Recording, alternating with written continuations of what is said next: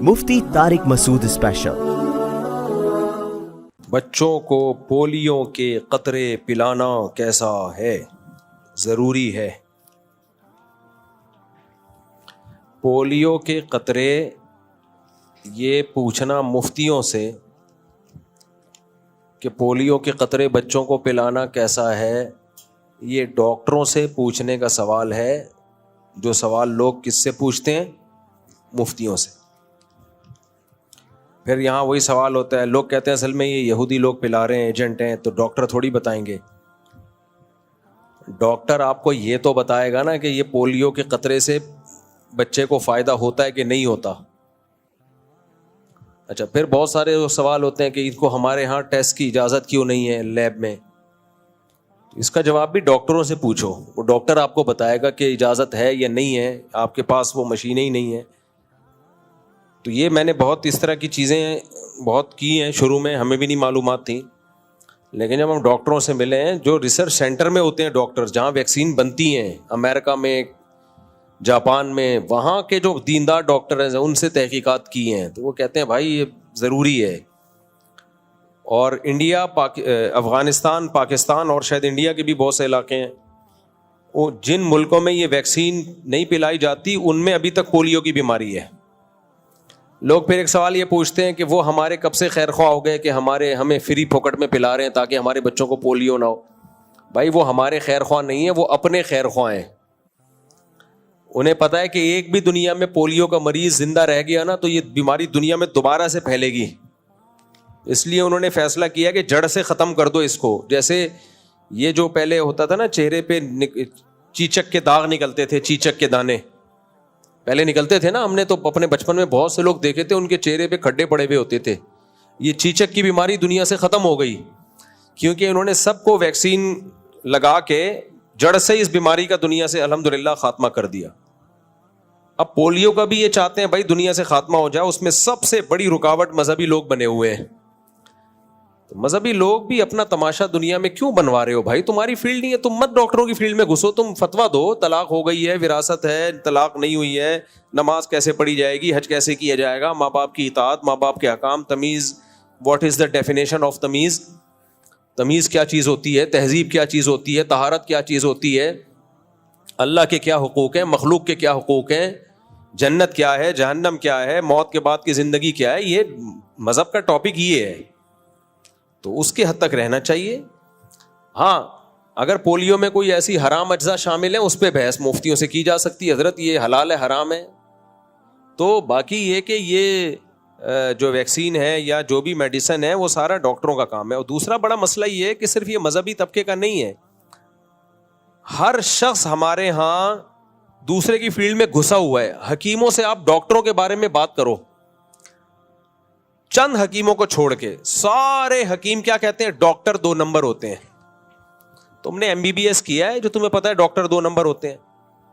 एक हकीम ने कहा पैनाडोल के इतने सख्त साइड इफेक्ट हैं कि 5 साल तक बॉडी में उसके साइड इफेक्ट रहते हैं। यार तुम फेंकने पर गवर्नमेंट की तरफ से पाबंदी है नहीं, फेंक लो। और इतने मजबूत से बताते हैं जैसे पता नहीं क्या। तो मैंने कहा यहाँ के डॉक्टर तो नहीं कहते कि पैनाडोल के इतने 5 साल तक रहेंगे। कहते हैं अबे यहाँ के डॉक्टरों को पता क्या है, कमबख्तो, यहाँ के डॉक्टरों को पता नहीं है जो पैनाडोल का थोड़ा सा उन्होंने पढ़ा हुआ है। और हकीम जिसने पैनाडोल की स्पेलिंग नहीं आती उसको पता चल गया पहले से। सारे हकीम नहीं होते ऐसे, बहुत से सही हकीम भी होते हैं, लेकिन मेजॉरिटी ऐसे ही फेंकुओं की चल रही है। डॉक्टर भी ये काम करते हैं। हकीम के बारे में अबे हकीम कुछ नहीं होता। डॉक्टर साहब बस करो, बहुत सी चीजें मैंने खुद मुशाहिदा किया है, डॉक्टरों से इलाज नहीं हुआ, हकीम ने कर दिया इलाज, मैं खुद भुगता हुआ हूं। ये तो मैं अपने ऊपर भुगता हुआ हूं कि मैंने बहुत डॉक्टर, मेरे अक्सर लोगों को सुना चुका हूं मैं वाकया। पेट का मसला था एक दफा, गले का मसला हुआ, सारे डॉक्टर हकीम वो होम्योपैथिक थक गया, एक हकीम साहब ने 2 दिन में फिटफाट कर दिया मुझे। तो लेकिन ये बात है क्योंकि हकीमों की सरपरस्ती नहीं है अब गवर्नमेंट की तरफ से, हिकमत का जो इल्म है ना, इसकी गवर्नमेंट अब सरपरस्ती नहीं कर रही है, तो इसमें फ्रॉडियों की तादाद रोज बरोज बढ़ती चली जा रही है। पहले हिंदुस्तान में जो सदियों मुसलमान इलाज कराते रहे हैं بیماریاں ٹھیک ہوتی تھیں وہ سارے حکیم ہی کرتے تھے. گورے بھی آئے ہیں حکیموں سے. ابھی حیدرآباد میں ایک حکیم ہے, تو شاید اللہ کرے زندہ ہوں, امید ہے, بڑی عمر تھی ان کی. تو ان کا کیا تھا, ان کے دادا کے پاس ابھی تک ایک گورے کا سرٹیفکیٹ ہے. ان کے دادا کا علاج کیا تھا ایک حکیم نے, ان کے دادا حکیم تھے, انہوں نے علاج کیا تھا ایک انگریز کا. ایک انگریز آفیسر تھا ہندوستان میں, جب ہندوستان میں حکومت تھی ان کی گوروں کی, اس کو کوئی خطرناک بیماری ہو گئی, وہ علاج کرا کر آگے تھک گیا, نہیں ٹھیک ہوا. تو یہ جو حیدرآباد کے حکیم صاحب ہے نا, ان کے دادا کے پاس آیا, وہ ان کے دادا نے علاج کر دیا. وہ بڑا خوش ہوا, تو اس نے ان کے دادا سے بولا مانگو کیا مانگتے. انہوں نے کہا بس کچھ بھی نہیں چاہیے, ایک سرٹیفکیٹ بنا دو مجھے کہ لا علاج بیماری تھی میں نے ٹھیک کیا ہے, بس اس کو پلاسٹک کوٹنگ کرا کے اور اپنی اسٹیمپ لگا دو اس پہ. وہ ابھی تک ان کے پاس اسٹیمپ چلی آ رہی ہے. تو ہم لوگ مجھ سے فوراً بیان کے بعد ان حکیم صاحب کا نمبر, بھائی وہ دادا کا کام تھا ان کے دادا نے کیا تھا. تو باقی میں کسی کی پبلسٹی تو نہیں کرتا نا, کوئی کچھ غلط ٹیکا لگا, حکیم تو ٹیکے لگاتے نہیں, کوئی غلط معجون کھلاتی میرے گلے پڑ جاؤ گے. تو وہ اس کا کیا فائدہ ہوا, ان حکیم صاحب کا ماشاءاللہ بڑا بزنس چلا وہ سرٹیفکیٹ کی وجہ سے. تو سب میں کچھ فائدے مند ہوتے ہیں سب, تو کبھی کسی ایک دوسرے کی 100% نفی مت کرو. باقی ایک حقیقت ہے کہ جتنی ترقی اس وقت میڈیکل سائنس نے کی ہے, کسی اور فیلڈ نے اتنی ترقی نہیں کی.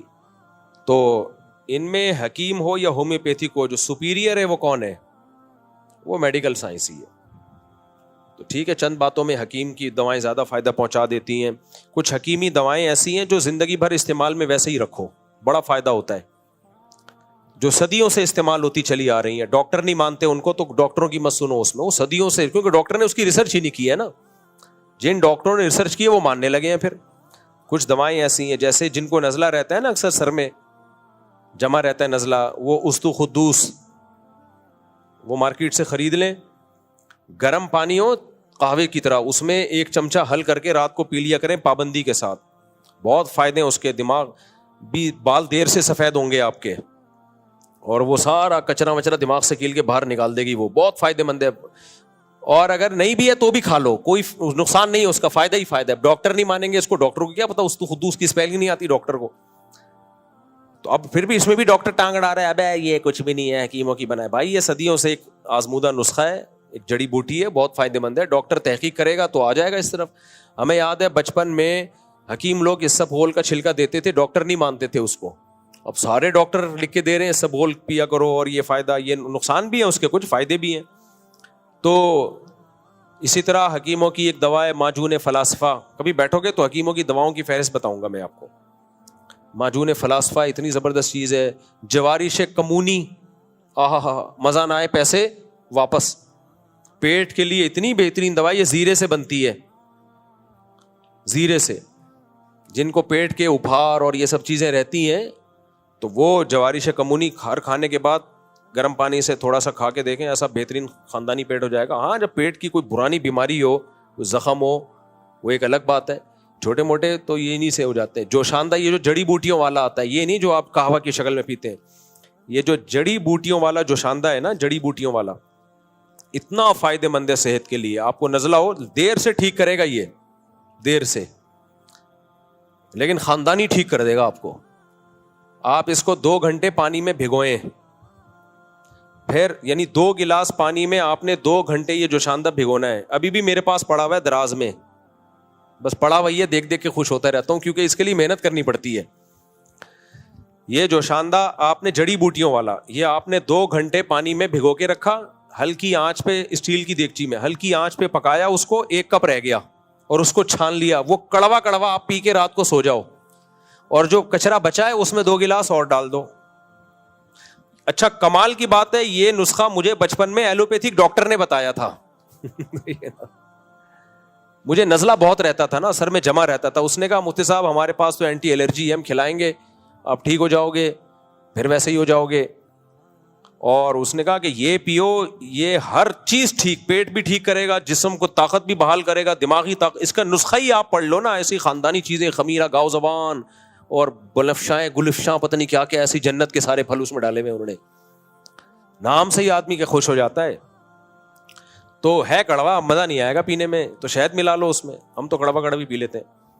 آپ رات کو پیو, پی کے سو جاؤ, اور وہ آپ نے جو وہ تھا نا وہ 2 گلاس پانی دوبارہ اس میں ڈال دیے, صبح پھر اسے بوائل کرو اور 1 کپ رکھ لو, پھر وہ بھی پی لو نہار منہ خالی پیٹ. چند دن پی کے دیکھو, ایک دم فائدہ نہیں ہوگا, 3-4 دن کے بعد آپ دیکھو سر سے پرانا فرنیچر, پرانے جو چیزیں نکلیں گی نا, جو چیزیں نکلیں گی ناک کے راستے, پرانا فرنیچر, پرانے لحاف, دادی کا جہیز, ٹوٹی ہوئی الماریاں, جیسے پرانے گھر سے نہیں سامان نکل رہا ہوتا جب صفائی ہوتی ہے, پرانے چپل, یہ سب کچھ نکلے گا سر سے. حقیقت تو صاحب ایک دم سر آپ کا صاف ستھرا, پیٹ سسٹم ایک دم خاندانی ہو جائے گا. 1 ہفتہ پی لو اپنے خرچے پہ. اچھا, ایک ڈاکٹر, ابھی پچھلے ہفتے کا واقعہ ہے, زیادہ پرانا نہیں, ایلوپیتھک ڈاکٹر ہے. دیکھو ہمیں فائدہ یہ ہوتا ہے کہ ہم ہر طبقے سے ملتے ہیں, ہر ایک کی رپورٹیں ملتی رہتی ہیں, تو آپ کے سامنے شیئر کرنے سے فائدہ یہ ہوتا ہے کہ آپ کی بھی نالج میں اضافہ ہو جائے گا. ایلوپیتھک ڈاکٹر ہیں, بہت خاندانی, انہوں نے اپنا واقعہ مجھے خود سنایا. کہتے ہیں میرے آدھے سر میں درد رہتا تھا, علاج کرا کے تھک گیا, ٹھیک نہیں ہوا. اب ضروری نہیں کہ اس نسخے سے ہر ایک کوئی فائدہ ہو, آدھے سر میں درد کی بہت ساری قسمیں ہوتی ہیں, سارے جا کے یہ کرنا شروع کر دیں. کہہ رہے ہیں میں نے میڈیکل سائنس کی خود بھی کتابیں پڑھی, بہت خود بھی وہ محقق ہیں, باہر سے پڑھے ہوئے ڈاکٹر ہیں, یہاں کے نہیں, باہر سے پڑھ کے آئے. کہہ رہے میری اماں نے بتایا, یہ واقعہ ہوگا 95-96 کا, ابھی تو وہ ایجڈ ہو گئے. کہہ رہے میری اماں نے بتایا ادھر قبلہ حکیم صاحب ہے, ان کے پاس چلا جا. وہ حکیم بھی انا للہ ہو چکا ہے, ان کا بوڑھے حکیم تھے, شاید حکیم مرسلین ہی نہ ہو جن کے پاس میں ٹھیک ہوا تھا جا کے. وہاں حکیم صاحب ہے, ان کے پاس چلے جاؤ گے. میں نے کہا یہ حکیموں کو میں نہیں مانتا. اماں نے کہا بیٹا بوڑھے لوگ ہیں, حکیموں سے علاج کراتے رہے, ایک دفعہ چلے جاؤ. کہہ رہے میں نے اماں کا دل رکھنے کے لیے چلا گیا. میں یہ پچھلے ہفتے کا واقعہ ہے. ڈاکٹر صاحب سن بھی رہے ہوں گے, جب میں بیان کروں گا نا, یہ بیان جاتا ہے وہ ڈاکٹر صاحب بھی سنتے ہیں, تو اس لیے میں کہہ رہا ہوں کہ پھینک نہیں رہا ہوں میں, مجھے پتا ہے وہ ڈاکٹر کہہ دیں گے جھوٹ بول رہا ہے بھائی. تو کہتے ہیں میں آدھے سر میں درد رہتا تھا میرے. کہہ رہے میں گیا ہوں, میں نے وہ قبلہ حکیم صاحب بوڑھے, انہوں نے پتہ نہیں نبض وبض دیکھی ہوئی ہوگا, مجھے کوئی معجون دے دی اور مجھے کہا یہ کھاؤ کوئی چورن چٹنی کچھ نا. کہا 3 دن میں یہ درد کم ہونے کے بجائے بڑھے گا, 3 دن تک یہ اور بڑھے گا, اور ناک بھی بھاری ہو جائے گی, سانس بھی بند ہو سکتا ہے, لیکن برداشت کرنا, کھاتے رہنا ہے. کہہ رہے میں نے ایسے ہی کیا, کھاتا رہا, بڑھ گیا, ناک بند, سوجن, سویلنگ, پتہ نہیں کیا. کہہ رہے 4-5 دن کے بعد وہی پرانا لحاف, گدے, فرنیچر, یہ تو میرے اپنی تعبیر ہے, انہوں نے یہ الفاظ. کہہ رہے جو ناک بہنا شروع ہوئی ہے, اتنا کچھ اندر سے مال ملادہ نکلا ہے, فٹ فاٹ. کہتے ہیں وہ دن آج کا دن, کتنے 20 سال ہو گئے فٹ فاٹ, اس سے بھی زیادہ بلکہ. تو اس لیے کسی بھی چیز میں مبالغہ آرائی ٹھیک نہیں ہے. ڈاکٹر جو کہہ دیتے ہیں حکیم کچھ بھی نہیں, بھائی ایسا نہیں ہے. آپ نے وہ حکمت پڑھی ہوتی تو پھر آپ بات کرتے. اور اسی طرح حکیم لوگ تو زیادہ یہ بیماری حکیموں میں ہے.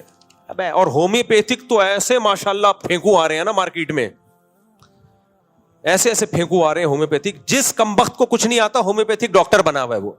جرمنی میں سب سے مشکل کام ہومیوپیتھک ڈاکٹر بننا ہے, جہاں سے یہ فن آیا ہے. یہ جرمن ڈاکٹر تھا نا ہومیوپیتھک کا بانی, وہاں آپ کو وہ ایک پورے شہر میں 1-8 ڈاکٹر ملے گا آپ کو. ہمارے یہاں جس کو کچھ نہیں آ رہا وہ ہومیوپیتھک کورس کر کے کیا بنا ہوا ہے, ہومیوپیتھک ڈاکٹر بنا ہوا ہے.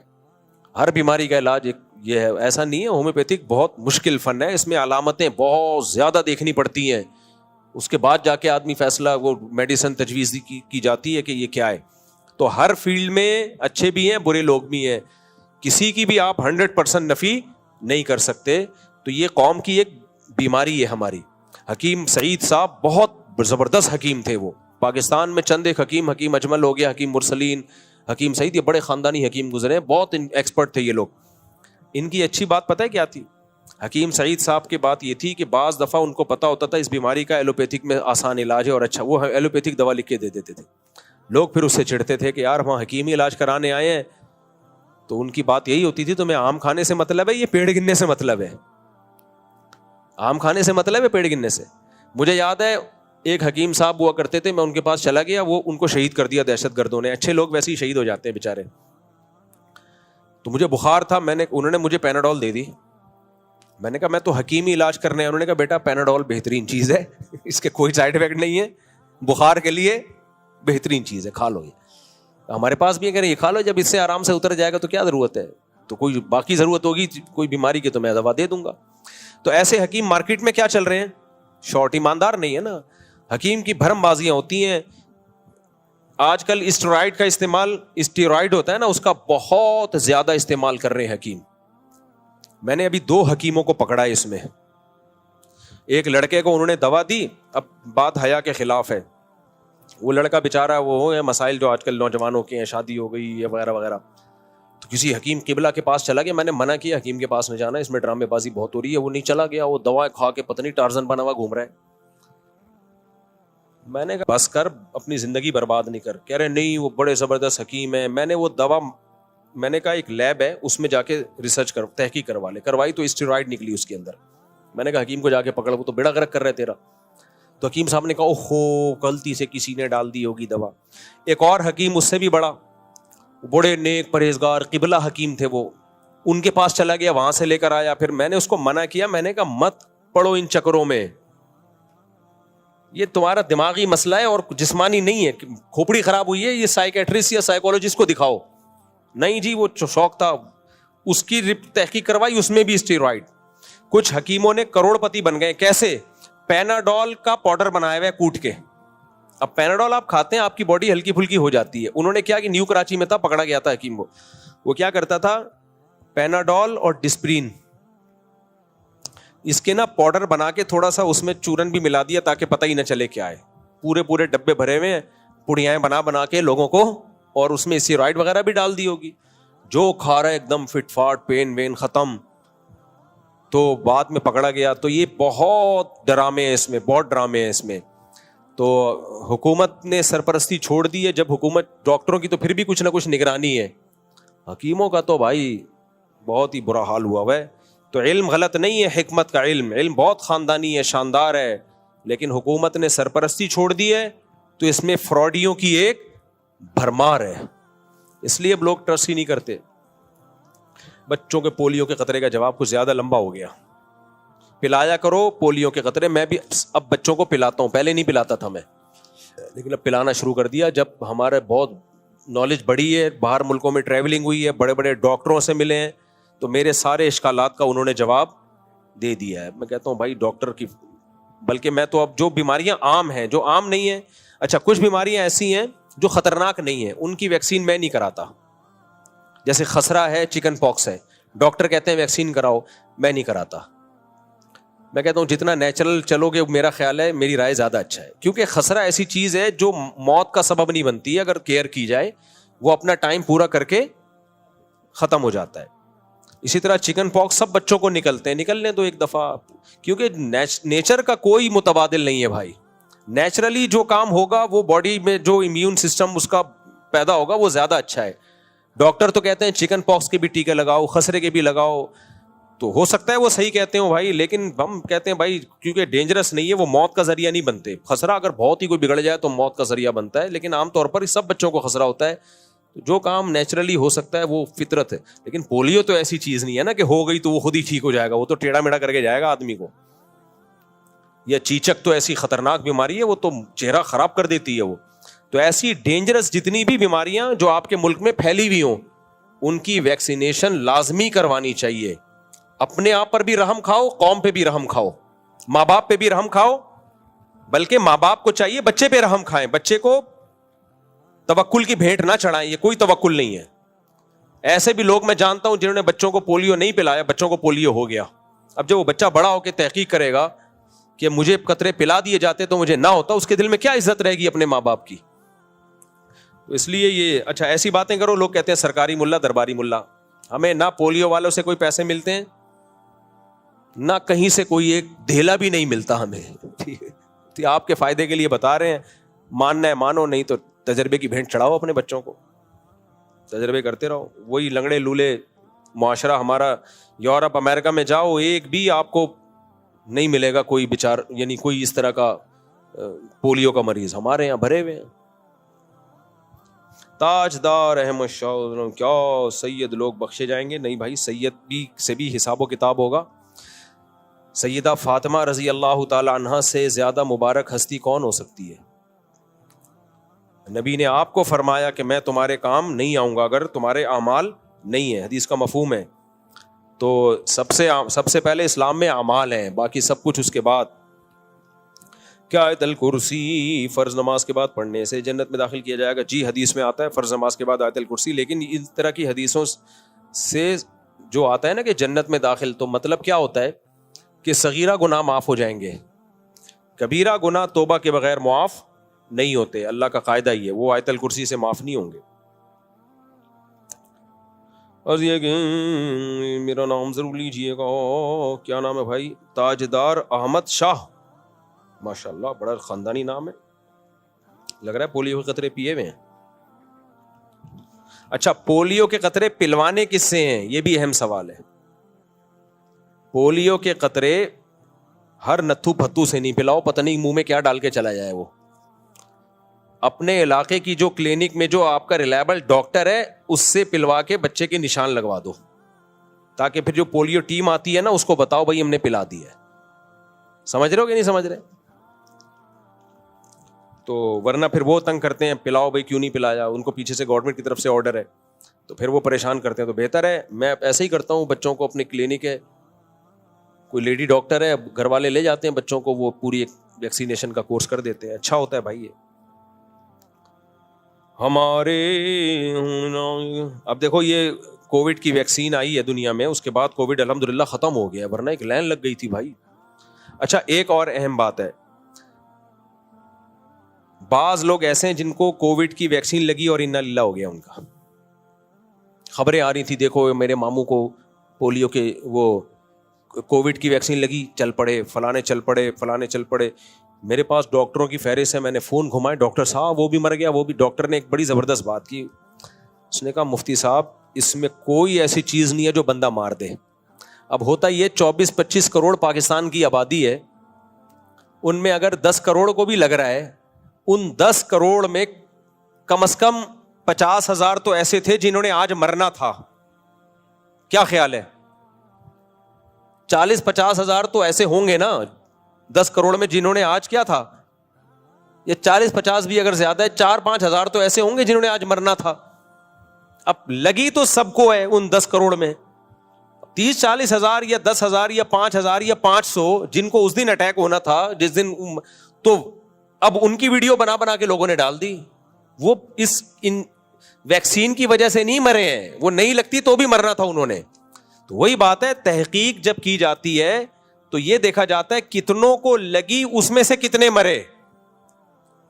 تو اگر اتنے مرے جتنے روز مر رہے ہیں تو پھر یہ بھائی ویکسین کی وجہ سے نہیں ہے, یہ ویسے ہی ہے.